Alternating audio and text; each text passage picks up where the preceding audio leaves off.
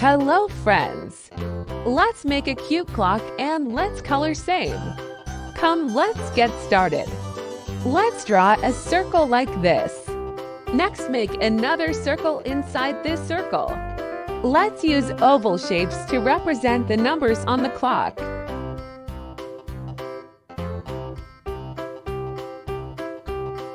Now let's draw the other portions one by one. Follow me as we draw using simple shapes. Let's add the hour hand and minute hand to the clock. We have used rectangle and triangle to make the hands.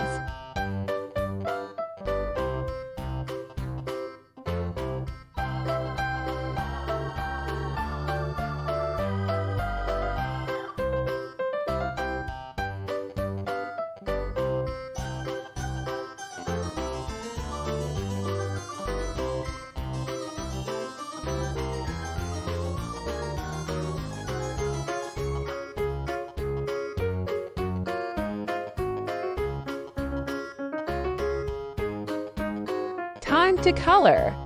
Come, let's color the clock. Use your favorite colors.